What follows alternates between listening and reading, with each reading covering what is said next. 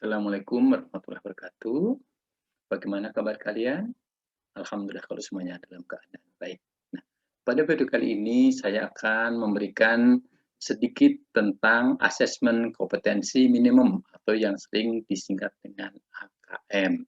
Dalam video kali ini saya akan bahas tentang apakah AKM itu, kemudian apa sajakah konten dalam AKM numerasi, yang C, untuk apa AKM numerasi, dan yang D, bagaimana strategi mengerjakan soal AKM numerasi, dan yang terakhir, bagaimana bentuk dan cara mengerjakannya.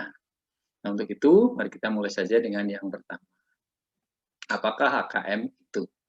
AKM adalah penilaian kompetensi mendasar yang diperlukan oleh peserta didik untuk mampu mengembangkan kapasitas diri dan berpartisipasi positif pada masyarakat.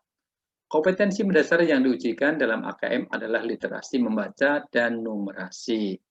Namun pada video kali ini saya hanya akan membahas tentang literasi numerasi. Untuk literasi membaca nanti akan dibahas oleh guru bahasa Indonesia.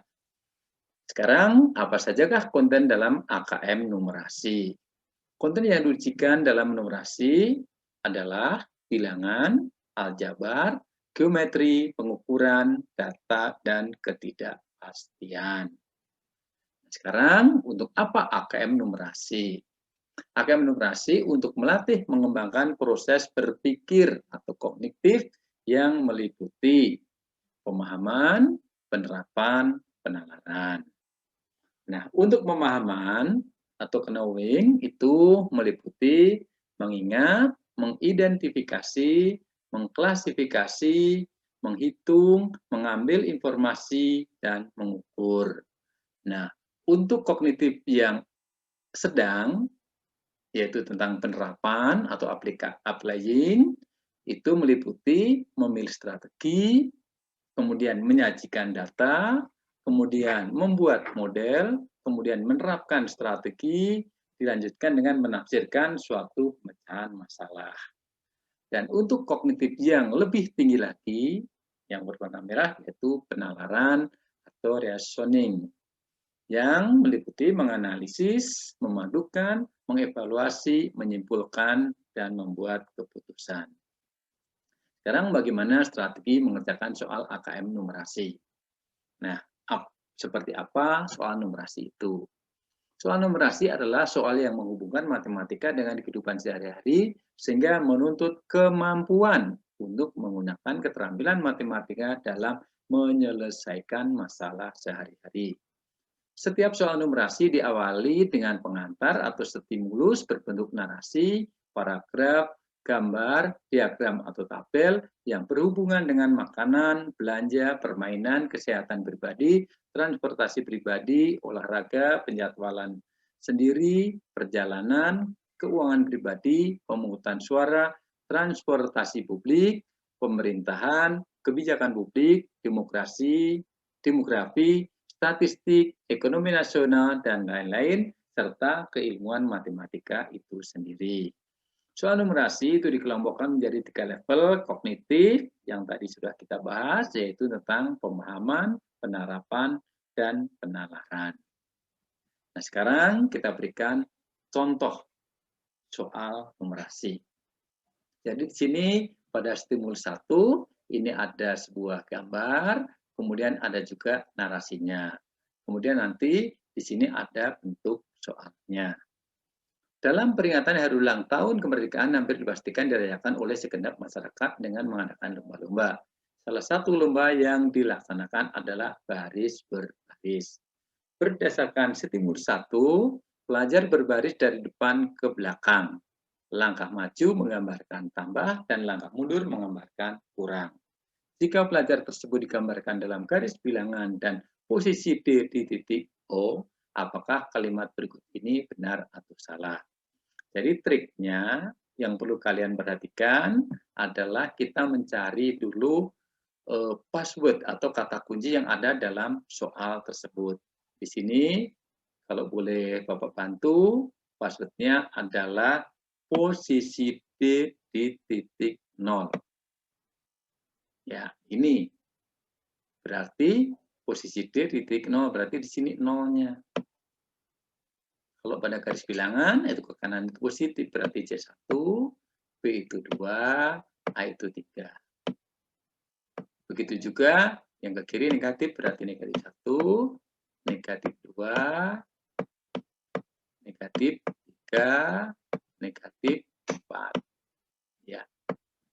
Sekarang perintahnya, berilah tanda contreng pada tanda benar atau salah untuk setiap pertanyaan atau pernyataan. Jadi pernyataan yang pertama di sini pada garis bilangan, letak pelajar A pada bilangan 3. Ini betul atau salah? Oh ternyata betul.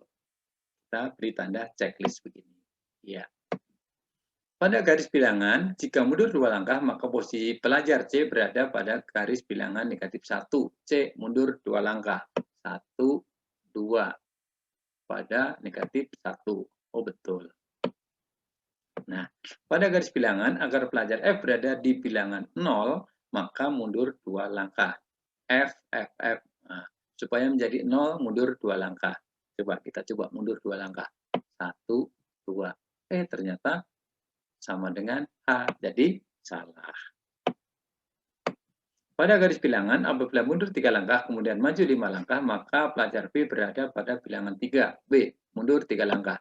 1, 2, 3, maju 5. 1, 2, 3, 4, 5. Ternyata di sini pada angka 4. Jadi ini juga salah. Nah, keempat pernyataan ini harus kalian isi semua. Kalau tidak, salah. Bagaimana? Jelas-jelas untuk stimulus 1? Oke, kalau sudah kita lanjutkan dengan stimulus yang kedua.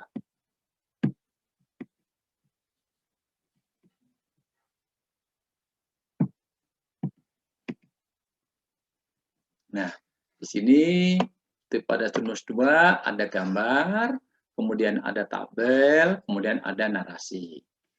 Peran posyandu di tengah masyarakat sangatlah besar. Posyandu memberikan layanan kesehatan ibu dan anak di suatu daerah. Kegiatan di posyandu meliputi penimbangan berat badan dan pemberian asupan gizi yang seimbang. Posyandu dilaksanakan atas kerjasama antara masyarakat dengan puskesmas. Biasanya kegiatan posyandu dilaksanakan secara berkala dan terjadwal. Berikut disajikan hasil penimbangan berat badan terhadap 5 bayi pertama yang didata pada suatu hari. Oke, ini datanya. Kemudian sekarang kita lanjutkan saja. Nah, perhatikan stimulus 2. Pasangkan pernyataan yang benar. Jadi di sini beritanya adalah disuruh memasangkan. Berat badan Randy dalam pecahan biasa. Berat badan Randy 7,8 dinyatakan dalam pecahan biasa. Kalau 7,8 itu artinya sama dengan 7, 8 per 10. Sama dengan, ini pecahan campuran, jadikan pecahan biasa, 10 kali 7, 70 ditambah 8, 78 per 10. Jawabnya tidak ada. Nah, sekarang kita coba kita sederhanakan. Yang penyebutnya dibagi 2 menjadi 39, pembilangnya dibagi 2 menjadi 5. Ternyata ada. Jadi kita pasangkan begini. Ya. Kemudian selisih berat badan Junita dan Sudirman dalam pecahan biasa. Selisih artinya yang besar dikurangi yang kecil. 10,2 dikurangi 8,5. 12 dikurangi 5, 7. Di sini dipinjam 1 tadi jadi 9 dikurangi 8 itu 1,7.